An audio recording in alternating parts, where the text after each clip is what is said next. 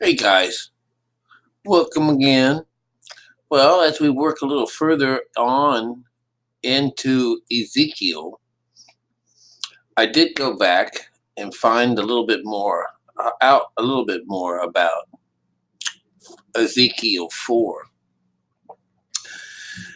It's about a siege. It's the siege on Jerusalem, which is above. We're going to talk about it that way, but it's the idea that on 4 it says, "Thou also, son of man, take thee a tile, and lay it before thee, and portray upon it the city, even Jerusalem." And so, what they're setting up here says, it's the siege of Jerusalem. And what I've decided, what I've deciphered so far is from like 1 through 9 is this conversation about the siege, and it would be about lying on the right hand side, counting the iniquities against one side and the other. But it comes out like this. It says there's a lie on your left side. This is number 4. Lay the iniquities of the house of Israel upon it, according to the number of days that thou shalt lie upon it. Thou shalt bear their iniquities. So it's it's in the world. It's a force. So it says, as long as it takes, will you have to bear this particular side? This would be the left side. Number 5. For I have laid upon thee the years of their iniquity according to the number of days, 390 days. Now 90 and 3, 9 and that's 12. So it becomes a 3. So until they do the 3, they can't get out of this. All right. And now has accomplished, lie again on the right side. This is the 6th, to lie again on the right side. And you bear the iniquity of the house of Judah for 40 days. This is when you're going through the change. This is 40 days, is the 40 days and 40 nights. It's the 40 days and 40 nights of rain. It's been running around in the desert for 40 days. The only number that's important is 4. Okay, so 6 is usually where this works is coming in. All right, but let's look at it.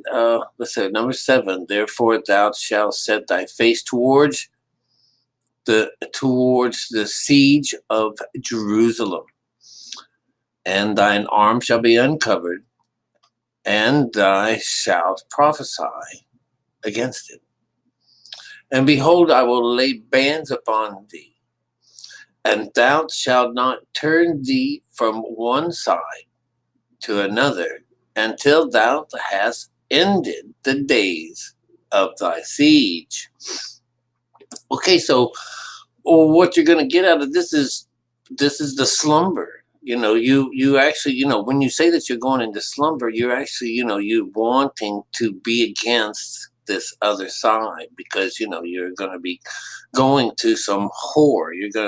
There's what they would consider would be another god out there, winds up being her. She represents religion. She represents the church, what's outside. So what they're doing is I can lay bands upon thee, so that thou can't turn from one side to the other side until thou hast ended the days of thy siege. This is just what we're hearing in Revelations, because we have to go through this way of changing. We have to go through this business of changing our minds. All right. So number 9 is about bringing in some wheat and barley and beans and lentils and millet and fitches, and put them in one vessel. And this is how you make your bread. And according to the number of days, and it comes out to this is 390 days shall you eat thereof. So, this is again until you reach that 3, until you can bring all 3 together, when 1, 2, and 3 can be joined together.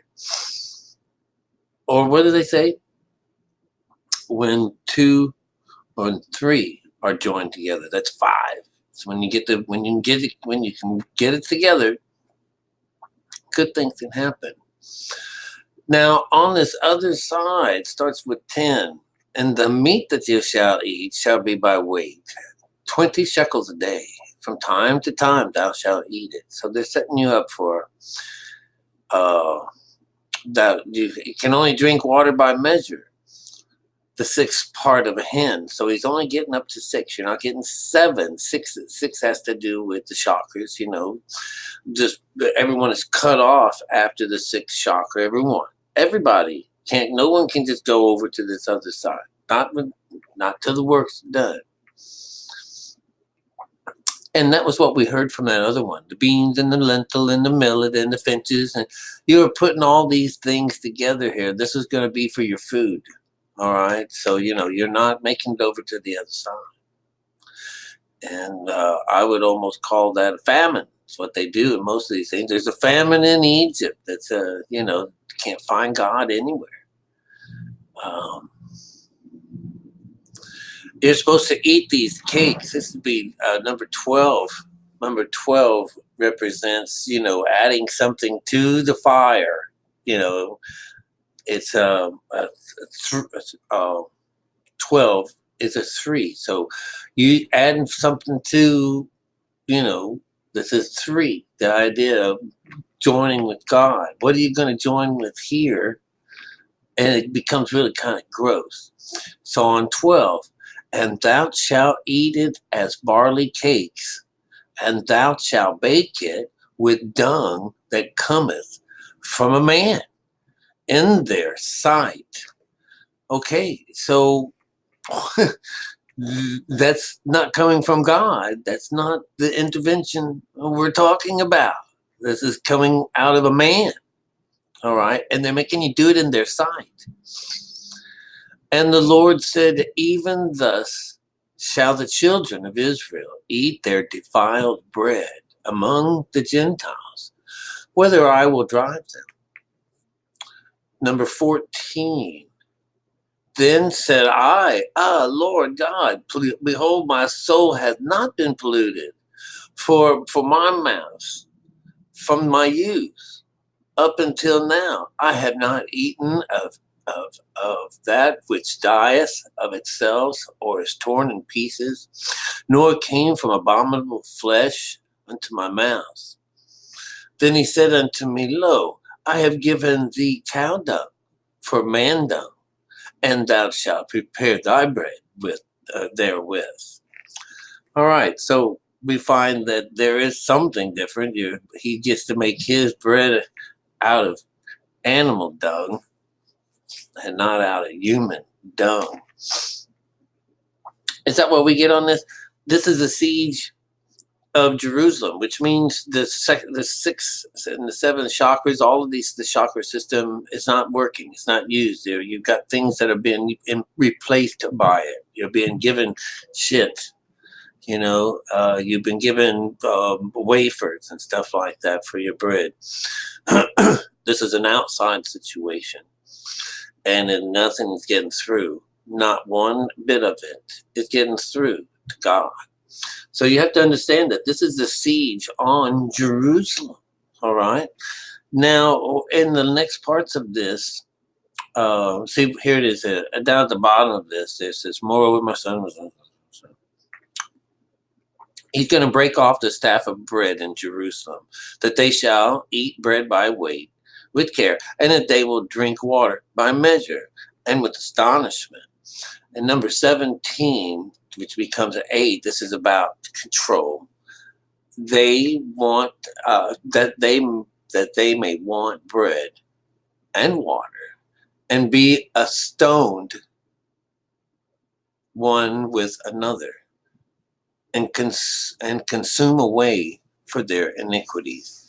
Well, it's just this idea of just getting bigger and larger. They're supposed to get bigger. You're supposed to just absorb all of this garbage that's out here. Get as much of it in you as possible, because this is what God likes to clean out. This is how He cleans out the world around us, because we go around picking up crap and garbage and sin and this and that, and that's what this thing is ready to come and eat. So, when you got your fill is when you come over to this other side, and you're getting full of shit. This is basically what this did. You're just getting garbage, all right, for your substance. And what we get out of that is the next one, which is Ezekiel 5. And we listened to this story, and I was comparing it and compare it to the Revelations, because what is Revelations is doing the exact same thing. So it says that, and thou, son of man, take the sharp knife and the barber's razor, and you're going to cut his hair and do this stuff. This is because he's on his way. They're going to measure it up, and they're going to take a third of this and do this with, and another third of this and do that with, and another third to do this with. So that's where they divide it up. This is when you come to the tabernacle. All right. The Nazarene. This is what happens. You cut your hair whenever you're going through this beautiful process.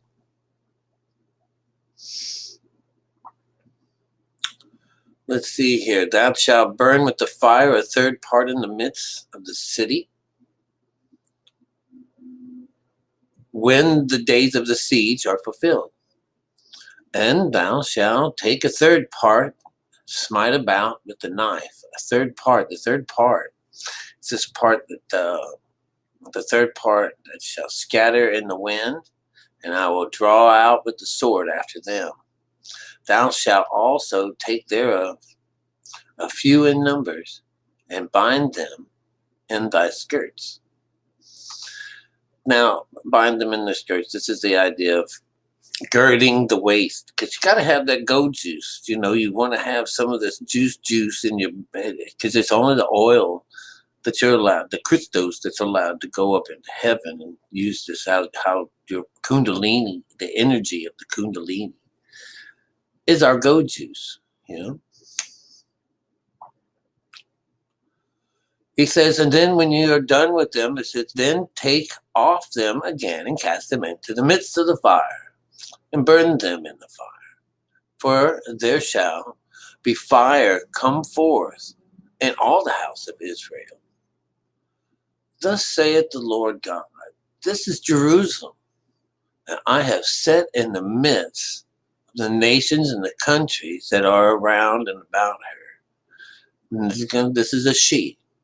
And she hath changed my judgments into wickedness, more than the nations and my and statutes, more than the countries that are round and about her. For they have refused my judgments and my statutes, and have not walked in them. All right. Therefore, thus saith the Lord God, because ye multiplied more than the nations that are around and about, and have not walked in my statutes, neither have kept my judgment, neither have done according to the judgments of the nations that are around and about you. This, therefore, thus saith the Lord God, behold, I, even I, am against thee, and will execute judgments in the midst of thee and the sides of the nations, and I will do in thee that which I have not done, and whereunto I will not do any more the like, because of thine abominations. Therefore the fathers shall eat the sons in the midst of thee, and the sons shall eat their fathers, and I will execute judgment in thee, and the whole remnant of thee I will scatter into the winds.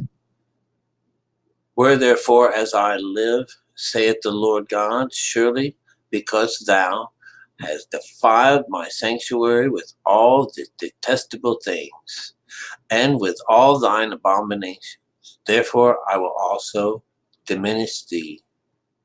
Neither shall mine eye spare, neither will I have any pity. This was 11. It's talking about abandoning us. A third part of thee shall die with the pestilence and the famine, and consumed in the midst of thee. And a third part shall fall by the sword around and about thee. This is the middle guy, the messenger. And I will scatter the third part into the winds. Okay, so this is this third business. This is this idea of splitting it into threes. And the third, you have first is the intellect, the body itself, or the mind. All right, thus a third part of thee shall die with pestilence. All right, and with famine shall they be consumed in the midst of thee. And a third part shall fall by the sword. This is the one that cuts you. And a third part shall be, and I will draw out the sword after them. That's bringing the truth into life. A third part of thee shall die with pestilence, and with famine they shall be consumed in the midst of thee. And a third part shall fall by the sword round and about thee. That sounds round and about thee. This is, and I will scatter a third part into the winds, and I will draw out the sword. Well, I know the second part of this is this business of our emotions. And so this other one that's spit out in the wind, the third part, it deals with air. So that would be the body itself. We get scattered when the people have been spent abroad.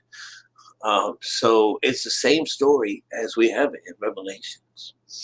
Thus shall my anger be accomplished, and I will cause my fury to rest upon them, and I will be comforted.